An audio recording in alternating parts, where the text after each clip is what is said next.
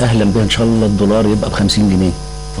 تعال هقول لك مثال بسيط، في سنه 70 كان الدولار بيساوي 370 ين، النهارده الدولار بيساوي اقل من 200 ين. ايه اللي حصل؟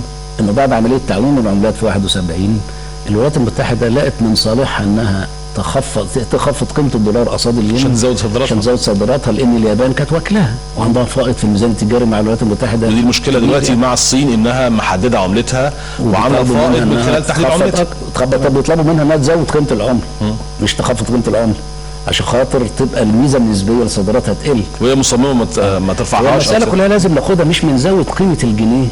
ممكن النهارده الجنيه ينخفض والبلد تزدهر اكتر وتبقى رفيعه اكتر، بس يبقى عندها ما تصدره وتستفيد من هذا التخفيض. فهي المشكله كلها جايه من ان انت عندك مشكله في الاستيراد هي اللي بتؤدي الى مشكله تضخم ومشكله انخفاض في مستوى معيشه المواطنين. طب احنا عندنا سؤالين من الاستاذ عبد اللطيف. اولا هل من الممكن تحقيق استقرار اقتصادي مع عدم وجود استقرار سياسي؟ شرط ضروري، انا قلتها هنا قبل كده في البرنامج في احدى الحلقات، التوافق السياسي والتماسك الاجتماعي ضروره لبناء الاقتصاد. غير كده يبقى احنا بنتكلم في عبث وكلام غير صحيح يعني. قبل ما نرجع لمناقشتنا، يمكن السؤال الاخير كان مع استاذ عبد اللطيف على فكره خسائر البورصه، بمعنى ان احنا بنشوف خسائر سوقيه او خسائر راس المال السوقي 10 مليار او 21 مليار او ما الى ذلك. هل هي خسائر فعليه؟ وهي دي الفكره احنا شرحناها قبل كده، لكن هنشرحها نحاول نفهمها ازاي تحصل هذه الخسائر وكيف تحسب، عشان بس يمكن مشاهدينهم بيعرفوا. بيقولوا ناس بتقول افتراضي، ناس بتقول في خسائر، ولكن الخسائر الاكبر زي ما احنا عارفين ان قيمه الشركه بتقل وبالتالي ممكن تتباع بسعر قليل جدا للاجانب زي ما شفنا استحواذات موجوده من الاسواق. هل حضرتك متفق معايا في ده ولا؟ تاكيد، يعني هي الفكره كلها انه طالما انت محتفظ بالاصل الحقيقي قيمته النقديه لا تعنيك في حاجه. لكن عندما تريد ان تتصرف في ظل تدهور في الاسعار بتجد نفسك بتحصل خسائر نقديه. زي ما قلت عمليه الاكوزيشن او الاستحواذات بتتم بسعر بخس، يعني مثلا على سبيل المثال بنك قطر لما جه اشترى سوستين، لك ان تعلم انه قبل احداث الاتحاديه كان المفروض البنك هيقدم 3 مليار و6 من عشرة، بعد احداث الاتحاديه بيومين قدم 2.6 من عشرة. في مليار دولار فقدوا في هذه الصفقه بسبب الاحداث السياسيه. اذا الديفالويشن او التراجع في قيمه الاصل اذا ما كنتش هتتصرف فيه ما فيش مشكله، لكن اذا قررت التصرف فيه لاي اسباب، محتاج سيوله، محتاج تاخد بيه ضمان، محتاج تاخد بيه قرض، على طول هنا بتحس بان في مشكله.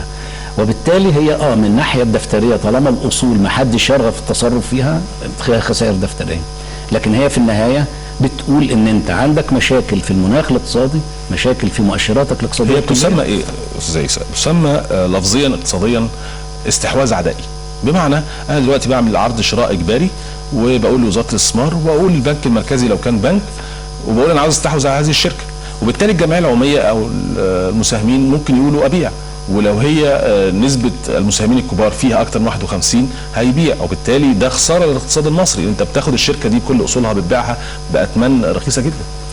هي المشكله مش في انك بتبيع، لان في الاخر الاستحواذ زي الزواج في ايجاب وقبول، في واحد عاوز يشتري وانت ما تبيعلوش لكن انت بعت له. المشكله مش في انك بعت، المشكله في انك هتعمل ايه بالبيعه.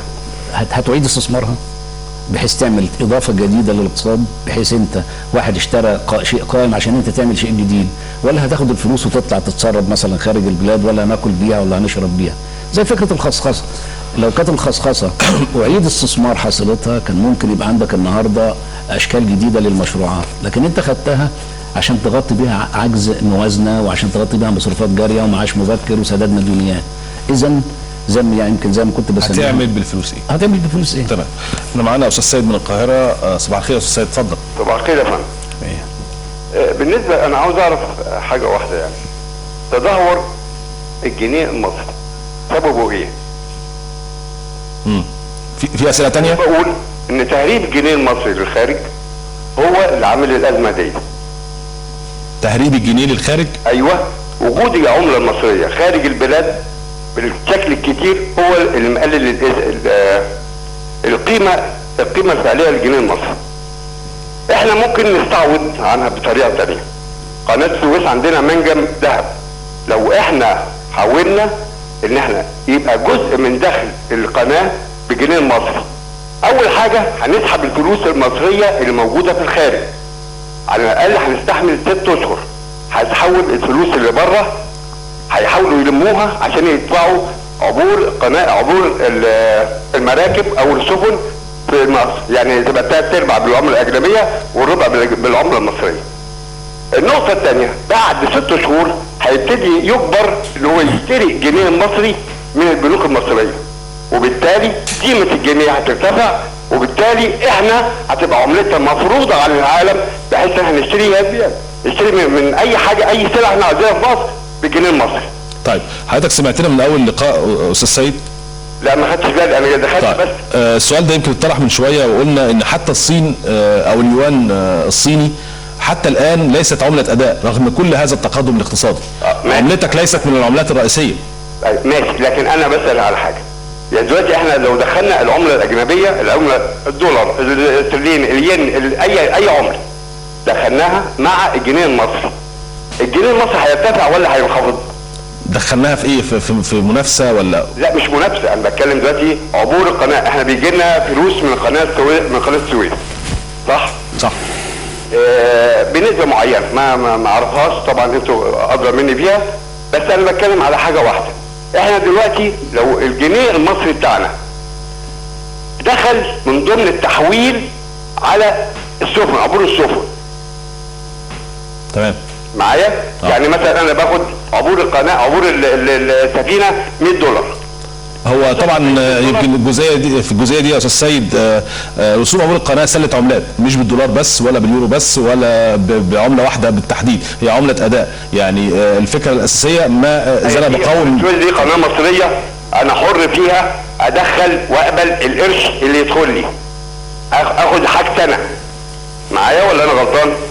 القناه دي ملك لمين؟ ملك مصر. تمام.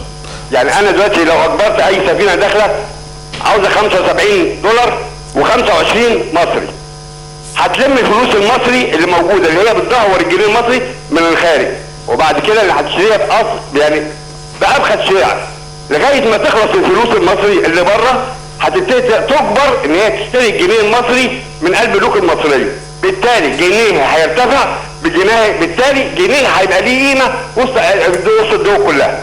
تمام. فكرتك وصلت استاذ سيد. شكرا استاذ سيد. طبعا هي فكره ممكن تكون مطروحه لكن هي فكره بعيده شويه، بمعنى ان هو الجنيه يهرب، وده احنا بنشوفه صعب بعض الاحيان. الجنيه ليست عمله اداء. مش عارف انت حاسس ان حضرتك ليك تعليق على هذه المداخله بالتحديد؟ يعني هو لو كان سؤالنا بالاول اعتقد كان ممكن جاوبنا له على جزء من ده، لكن هنتخيل انه ال$6 مليار ولا ال$5 مليار اللي بيجوا من القناه اتحولوا بالجنيه المصري. هو الاول نبص الاول، هو لما بتيجي الدولارات دي جوه البنك المركزي بيعمل ايه؟ بيعمل اصدار نقدي قصادها.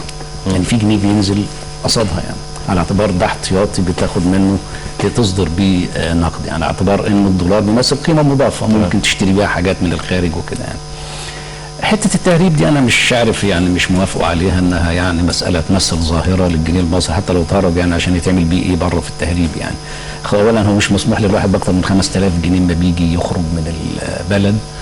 ممكن هتجد بس الجنيه المصري ممكن يبقى مقبول في بعض الدول الخليجيه، يعني على اعتبار ان في سياحه بتاتي الى مصر. لازم ناخد بالنا ان الطلب على العمله مربوط، هتعمل بيها ايه؟ هتشتري بيها ايه؟ لو ما فيش شراء ليك من البلد دي لو مش هتقبل هاخدها ليه؟ بالظبط. يعني اذا كانت هذه العمله ليست عمله اداء او مش عمله مشتريات، فلازم نفهم حاجه ان هو ايه الاصل، مش مساله انك تبيع سلعتك بانهي عمله بقى، بقدر ما هي انك ازاي تقدر تزيد من كميه النقد الاجنبي اللي ما تخليكش مضطر للعب في سعر الصرف. وزي ما قلنا هي مساله فنيه. لو قدرت النهارده تخفض سعر الصرف وتزود صادراتك وضغطت ويبقى اكتر من وارداتك، اهلا بيها. في الاخر انت مش هتحس بمشكله، لان هيبقى اللي جاي اكبر من اللي خارج، وبالتالي مش هيحصل تدهور في قيمه العمله، وبالتالي هتقدر تستورد باسعار ممكن تكون اقل كمان، لان ممكن في الحاله دي قيمه الجنيه ترتفع. فدايما حته رفع العمله او انخفاض قيمه العمله مساله بتحكمها انت بتمر بانهي مرحله اقتصاديه. اذا نستطيع ان نقول ان المشكله بالنسبه للعمله ان احنا صادراتنا قليله، عندنا انكماش اقتصادي، وبالتالي ده اللي ادى لنقص الاحتياطي اللي بيه كمان نقص سعر الصرف سعر صرف الجنيه امام الدولار. وبالتالي المشكله مش مشكله اجراءات سعر الصرف او اجراءات البنك المركزي لحل المشكله داخل سوق الصرف، ولكن المشكله هو ان نستطيع ان نصدر او تبقى صادراتنا اكثر من وارداتنا ويبقى عندنا اقتصاد بينمو بالفعل، هيرجع الجنيه لمستواه الطبيعي. نشكرك استاذ عيسى فتحي واقول لك صباح الخير. صباح الخير. صباح الخير مرة أخرى مشاهدينا، ما زالت فقرتنا مستمرة معكم حتى 10 صباحا فتابعوا.